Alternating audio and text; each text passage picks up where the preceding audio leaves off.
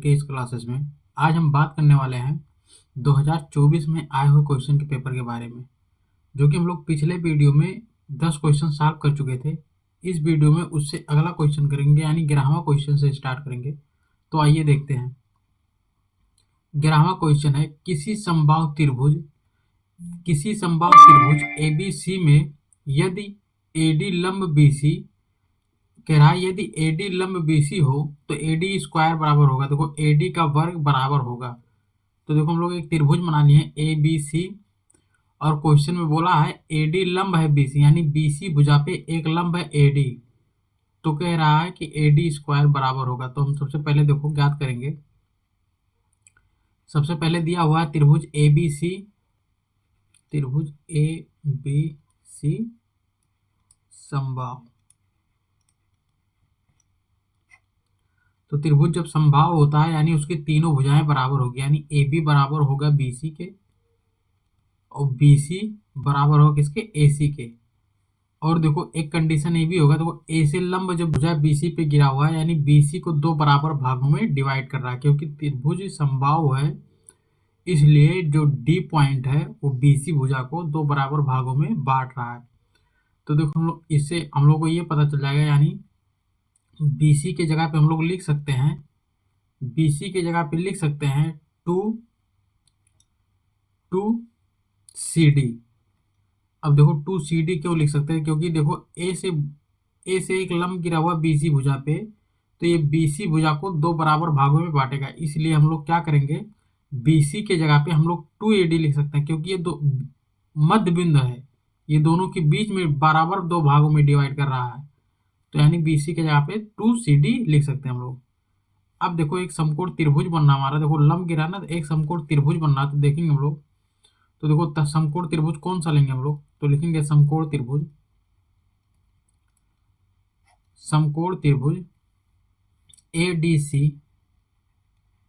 ADC में देखो समकोण त्रिभुज ADC में पाइथागोरस सूत्र लगाओ। समकोण त्रिभुज है तो पाइथागोरस लग जाएगा, तो पाइथागोरस सूत्र लगाएंगे हम लोग, पाइथागोरस सूत्र।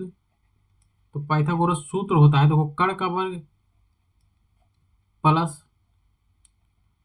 का वर्ग बराबर लंब का वर्ग प्लस आधार का वर्ग, ये होता है सूत्र।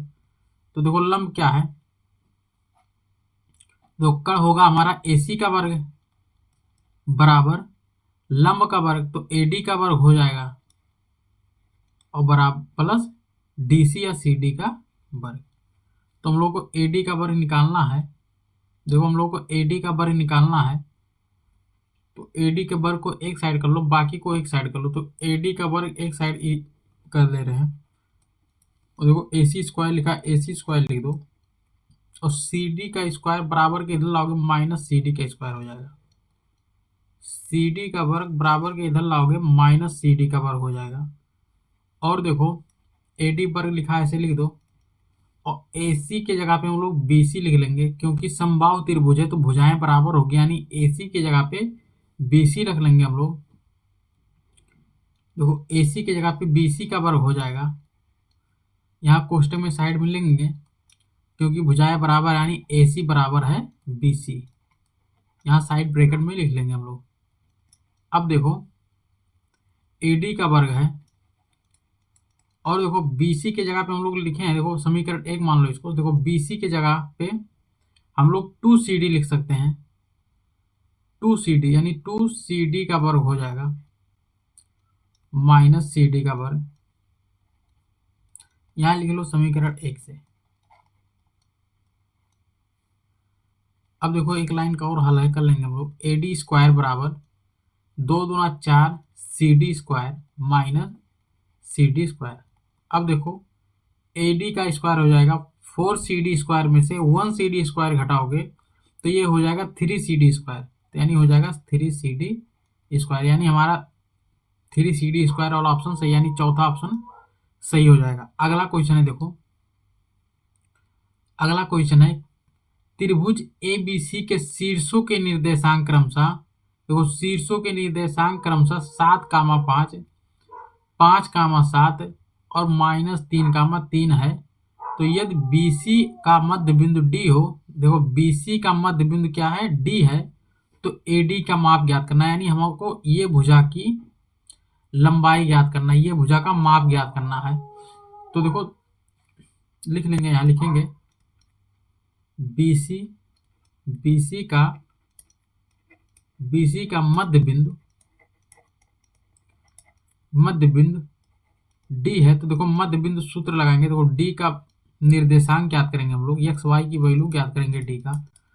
तो देखो मध्य बिंदु सूत्र होता है x1 प्लस x2 बटे 2 कामा y1 प्लस y2 बटे 2, ये हमारा सूत्र होगा। तो देखो इसको हम लोग x1 मान लेंगे, इसको हम लोग y1 और इसको x2 और इसको y2। अब देखो वैल्यू पुट करेंगे हम लोग, तो वैल्यू पुट करो तो x1 प्लस x2, तो x1 5 प्लस x2 को -3 है तो -3 लिख लेंगे बटे 2, कामा लगा दो। उसके बाद देखो लिखा y1, तो y1 7 है प्लस y2 3 है तो 3 लिख दो और बटे 2, ये हमारा D का निर्देशांक हो जाएगा। देखो एक बार एक लाइन और हल कर लेते हैं। 5 लिखा 5 लिख दो और प्लस गुणे माइनस माइनस हो जाएगा और 3 है 3 लिख दो और इसको हल करो। 7 प्लस 3 करोगे 10 हो जाएगा और 10 के बटे 2 है तो कितना हो जाएगा 5। एक लाइन और लिख लो, D का निर्देशांक निकल जाएगा। तो देखो D का निर्देशांक हो जाएगा 5 में से 3 घटाओगे 2 बचेगा और 2 बटे में है तो काटोगे 1 आ जाएगा। तो यानी इसका निर्देशांक कितना आ गया, D का निर्देशांक आ गया 1,5। अब देखो D का निर्देशांक पता है, A का निर्देशांक पता है, तो इनके बीच की दूरी का सूत्र लगाएंगे तो इसका हम लोगों का किसके माप निकल जाएगा। तो देखो AD का दूरी सूत्र हो जाएगा, दूरी सूत्र है x2 माइनस x1 का square plus y2 minus y1 का स्क्वायर। तो ये हो जाएगा x1, देखो पहले वाले को x1 मान लो y1 और एक को x2 y2, किसी एक को x1 y1 मान लो। देखो x2 माइनस x1, तो 1 माइनस 7 का स्क्वायर प्लस 5 माइनस 5 का स्क्वायर। अब देखो 7 में से 1 जाएगा -6 हो जाएगा और -6 का स्क्वायर करोगे क्या हो जाएगा, देखो -6 का स्क्वायर करोगे 36 हो जाएगा। और देखो -5 में से -5 खत्म हो जाए 0, 0 का स्क्वायर 0, इसको अंडर रूट से निकालोगे तो 6 हो जाएगा, यानी 6 मात्रक हमारा सही है। तो यानी 6, ऑप्शन नंबर सी सही हो जाएगा। अगला क्वेश्चन देखते हैं हम लोग। अगला क्वेश्चन है सेक थीटा बराबर 2, तो इसको लिख सकते हैं 1/cos थीटा बराबर 2। इसको पलट दो समीकरण को, तो cos थीटा बराबर हो जाएगा 1/2। तो देखो cos थीटा 1/2 का किसका वैल्यू है, तो cos थीटा ये होगा cos 60 अंश का मान। अब देखो cos से cos थीटा की वैल्यू आ जाएगा 30, यानी थीटा का वैल्यू कितना आ गया, सॉरी थीटा का वैल्यू जो हो गया क्या आ गया 60 आ गया। अगला क्वेश्चन देखते हैं हम लोग। Square theta minus cot square theta एक क्वेश्चन में और दूसरे क्वेश्चन में 1 माइनस कॉस स्क्वायर थीटा का मान, इसको हल करेंगे हम लोग। Cosec square theta minus cot square theta, दूसरे क्वेश्चन में 1 माइनस कॉस स्क्वायर थीटा। तो देखो बच्चों ये एक फार्मूला ही लिखा हुआ है, cosec square theta minus cot square theta ये 1 होता है, ये फार्मूला ही लिखा हुआ है। Cosec square theta minus cot square theta 1 हो जाएगा और 1 minus cos square theta sine square theta होता है, ये सूत्र ही है। और 1 गुणे साइन स्क्वायर थीटा हो जाएगा, यानी हमारा ऑप्शन नंबर देखो कौन सा सही है, ऑप्शन नंबर डी सही हो जाएगा। अगला क्वेश्चन है एक लंबवृत्तीय बेलन के आधार के क्षेत्रफल, एक लंबवृत्तीय बेलन, देखो एक बेलन बनाएंगे हम लोग, एक लंबवृत्तीय बेलन, इसका क्षेत्रफल कह रहा 9 पाई है, तो उसके आधार का त्रिज्या क्या होगा। तो देखो लिखेंगे हम लोग, बेलन का जो क्षेत्रफल होता है, बेलन के आधार का क्षेत्रफल, आधार का क्षेत्रफल बराबर होगा वृत्त के क्षेत्रफल के, क्योंकि बेलन का जो आधार होता है वो एक वृत्त ही होता है, तो ये बराबर होगा वृत्त के क्षेत्रफल से। और देखो तो उसकी आधार की त्रिज्या क्या होगी, तो देखो बेलन का क्षेत्रफल दिया 9 पाई और वृत्त का क्षेत्रफल होता pi r square, pi r square. ये हो जाएगा, पाई से पाई कैंसिल हो जाएगा, यानी आर स्क्वायर हो जाएगा 9, तो आर बराबर हो जाएगा 3, यानी वृत्त, यानी उसके आधार की त्रिज्या क्या हो जाएगा 3। देखो ऑप्शन नंबर हमारा पहला सही हो जाएगा। अगला क्वेश्चन है, सेंटीमीटर त्रिज्या वाले वृत्त के अंतर्गत खींचे जा सकने वाले वर्ग का क्षेत्रफल। तो वर्ग का क्षेत्रफल देखो मालूम भुजा हो जाएगा, मानव भुजा, देखो 4 सेंटीमीटर त्रिज्या वाले वृत्त के अंदर खींचे जा सकने वाले वर्ग का क्षेत्रफल होगा।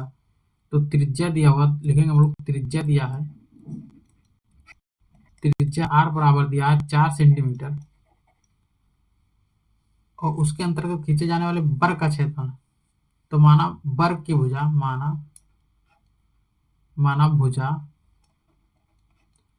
माना भुजा ए है। तो देखो वर्ग का विकर्ण होता है, वर्ग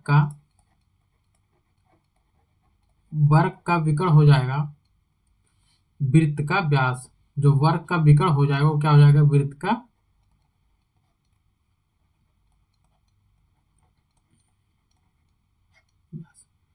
ये देखो इस क्वेश्चन में बोला है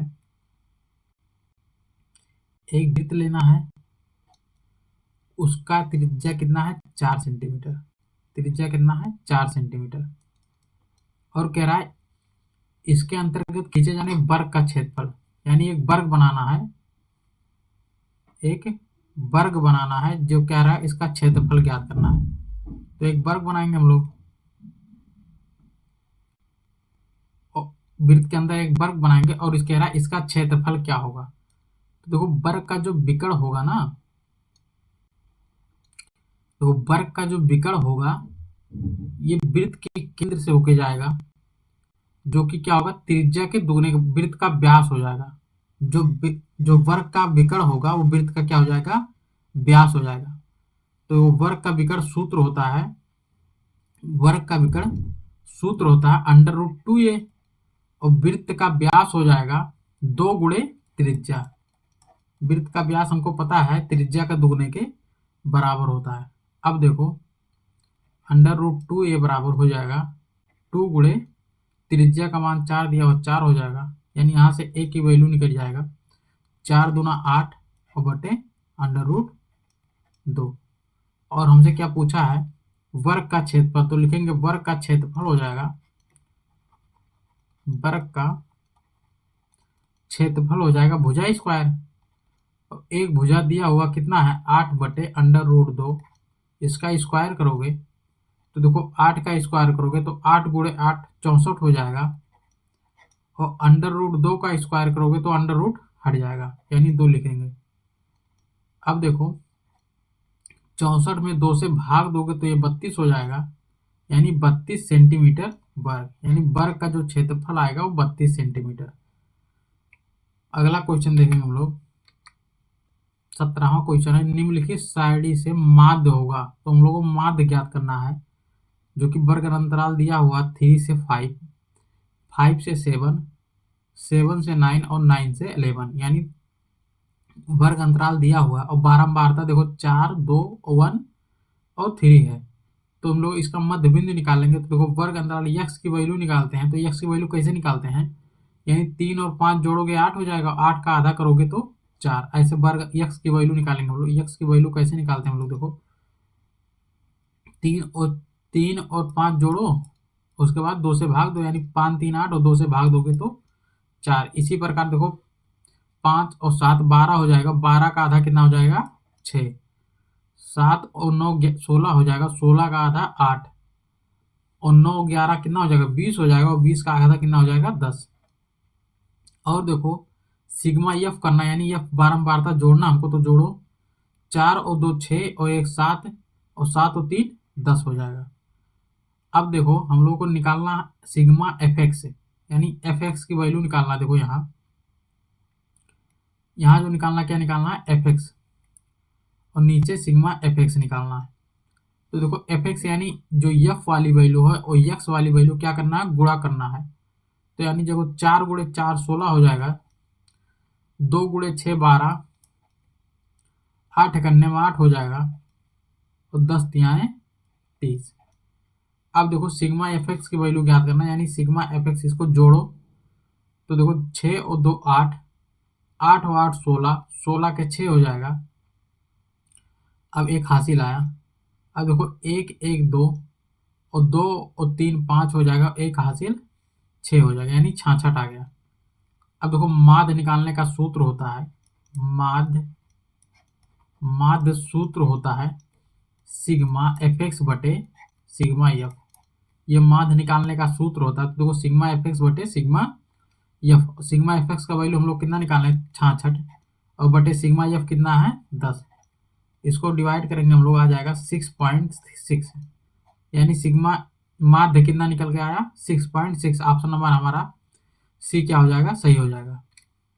अगला क्वेश्चन है 18वां क्वेश्चन है, एक पासे को एक बार फेंका जाता है तो एक अभाज्य संख्या आने की प्रायिकता, देखो एक अभाज्य संख्या आने की प्रायिकता होगी। तो देखो एक पासा लोगे आप, एक पासा लोगे, एक डाइस, उसको जब फेंकोगे तो अभाज्य संख्या यानी 2 से ना कटे, यानी 1 3 5, ये आने की प्रायिकता क्या होगा। तो देखो टोटल प्रायिकता कितना हमारा 6, टोटल आने की प्रायिकता कितना होगी 6, 6 में से देखो 3 आने की प्रायिकता क्या है, तो सिंपल जो आने की प्रायिकता उसको ऊपर रख दो, टोटल प्रायिकता नीचे रख दो। तो देखो 3 करने में 3 और 3 दूना 6, यानी ये कितना आ जाएगा 1/2। तो 1/2 ऑप्शन नंबर हमारा बी सही हो जाएगा, क्योंकि देखो जो अभाज्य संख्या है ना वो भी 3 होता है और भाज्य भी 3 होता है, तो इसकी प्रायिकता 1/2 ही होगी। ऐसे हम लोग निकाल भी लिए हैं। अगला क्वेश्चन है, यदि किसी आवृत्ति वितरण का माध्य, तो देखो माध्य दिया हुआ है, माध्य दिया हुआ 20.5 और मध्यिका कह रहा है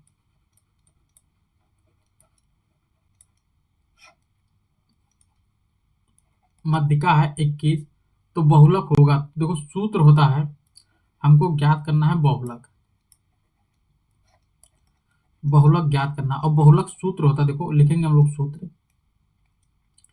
इसको निकालने का एक सूत्र होता है वो लिख लेंगे। देखो बहुलक बराबर होगा, बहुलक बराबर होगा, बहुलक बराबर होगा 3 मध्यिका -2 माध्य,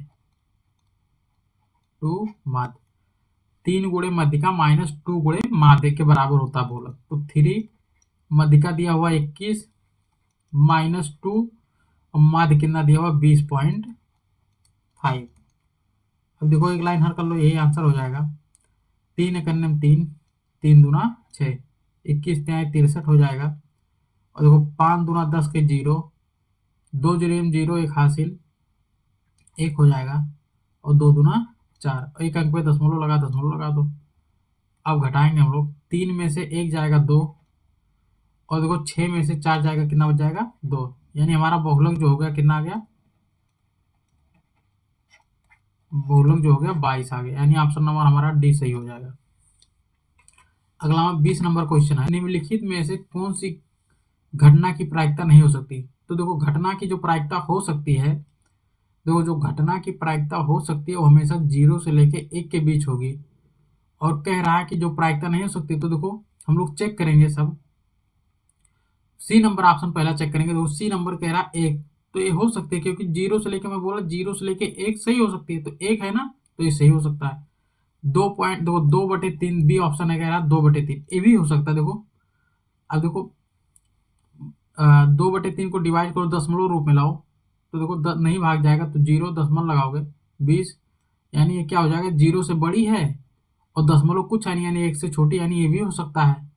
डी ऑप्शन भी चेक कर लो, ये भी हो जाएगा, यानी देखो 4/3 जो है ऑप्शन नंबर ए, देखो 4/3 दिया, ये प्रायिकता नहीं हो सकता। क्यों नहीं हो सकता, देखो इसको काटो, 3 करने में 3, दशमलव लगाओ, 3 त्रिका 9, ऐसे इसका वैल्यू आएगा 3 तो देखो 1 से बड़ी है, यानी 1.33 1 से बड़ी है, यानी ये प्रायिकता नहीं हो सकती, यानी ऑप्शन नंबर हमारा ए सही हो जाएगा। इस प्रकार हम लोग 2024 में पूछे हुए क्वेश्चन का बहुविकल्पीय 20 क्वेश्चन सॉल्व कर चुके हैं। अब इसी प्रकार हम लोग अगला क्वेश्चन सॉल्व करेंगे। और देखो इस चैनल को सब्सक्राइब कर लो, क्योंकि हम लोग इस चैनल पे हम लोग 9th, क्लास 10th, क्लास 11 और क्लास 12 का पूरा कंप्लीट मैथ सॉल्व करवाऊंगा।